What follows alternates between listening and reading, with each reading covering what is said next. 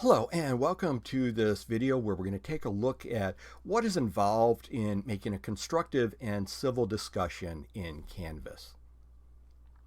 In this video, we're going to examine why do we have discussions in the class, what are the expectations for these discussions, and then finally, how will the discussions be graded?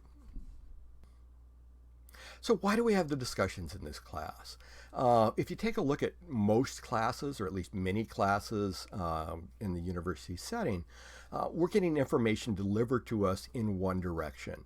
And so you have an instructor in the front of the class kind of delivering information to the students, and then maybe in a test later on, that information is going to be conveyed back to the instructor in the form of an exam or a quiz or some type of written assignment. In this class, though, I think it's really important to recognize that, yes, I'm going to deliver some of the core information to you in the form of these videos, but much of our understanding of this information is going to be the information that we share with one another. And so these discussions provide us with an opportunity to both share our perspectives with our classmates as well as for us to learn from those perspectives. We're not all going to agree on this, and that's good. It's important that we're able to recognize what these differences are in our impressions on these topics, so that we understand why some people may think differently than we do on a given topic. And that's fine. But we need to be able to have a discussion on the substantive, important issues of the topic without getting into personal arguments or personal attacks. And so that's why we want to have these civil and respectful conversations. What are the expectations for these discussions? So in this class, we are going to have, as I said before, 4 discussions. And so when each one of these discussions, we're going to break the class into smaller groups. The groups are going to be randomly assigned, so you may not necessarily have the same person in your group for each discussion. Now, we expect each student to make a minimum of 5 comments, and those comments need to be supported by evidence informed by the facts or examples. And the goal is that you're going to have at least 1 factual comment and at least 1 example comment, and the remaining 3 can be of whatever type you want. Each post should include an acknowledgement of a previous post. So, I see what you said there, I agree with you, or I see what you said there and I disagree with you. Clearly state your position in support or against the topic. I agree with you, but I still think we should not pursue this use of technology going forward. And then provide evidence in the form of either facts or examples supporting your position.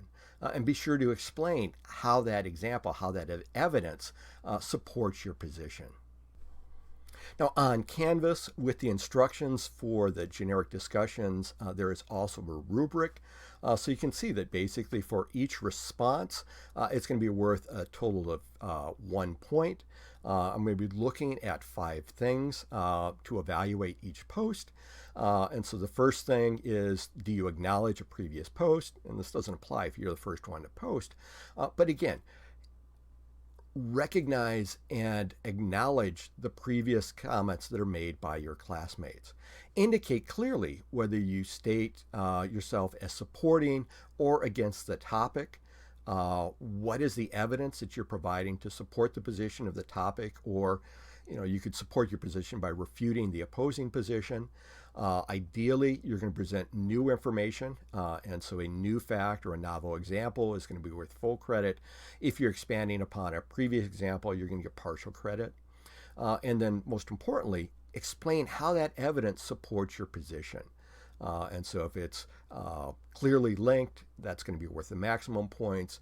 If it's a little vague or a little unclear, it's going to be worth fewer points. And again, my expectation is that all of our interactions with one another will be civil and respectful. If you're civil and respectful, you're going to get full points, but there is going to be a penalty. If you make a disrespectful or an incivil post, I'm going to call you out on that separately, and so I will reach out to you to talk to you about what is an appropriate way to respond, and you're also going to lose points on this. So it's not just 0, it's going to be a negative to act in a way that's not an appropriate member of society or appropriate member of the class interacting with one another appropriately. So taking a look at a sample discussion, in this case we're working with the prompt, should snow days be stopped? And so starting out here, I support keeping snow days for severe weather situations, so I've stated my position. Canceling classes for a day or delaying the start of classes until conditions improve is an important step at keeping students safe during adverse weather. This is especially important in rural communities where secondary neighborhood roads may be impassable. I grew up in rural Michigan and was stuck in the snow on the bus several times during K-12. And so in this case, I've stated my position and then provided evidence in the form of an example from my life experiences and explained how that applied.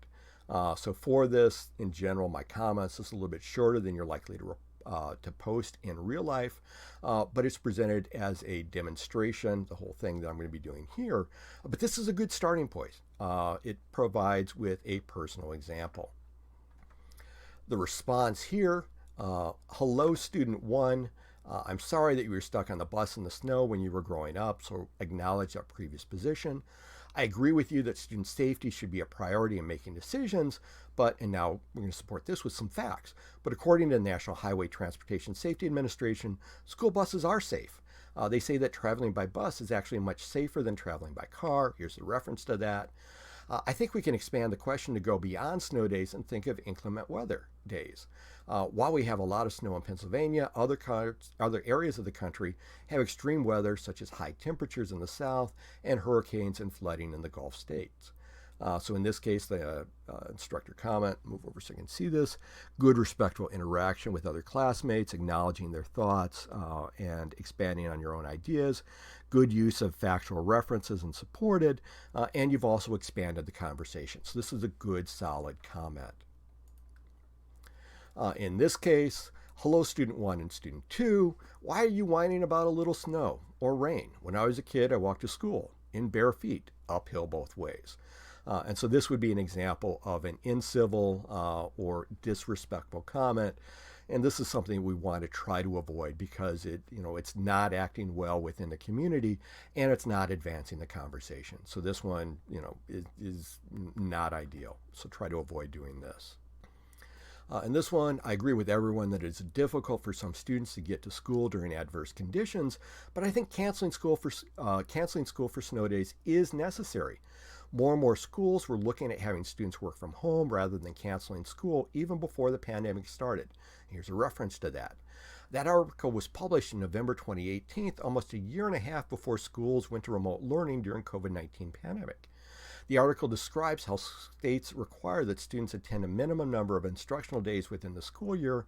When classes are canceled unexpectedly, schools may have to make up the days by shortening spring break or extending school year that affect planned family activities and vacations. So again, adding some additional facts, bringing in an explanation as to why this supports your position. And then here, hi student 4, I didn't realize that schools had a minimum number of required instructional days. I agree that students and families don't want to lose spring break or shorten their summer vacation, but having students work from home assumes that they have the needed resources.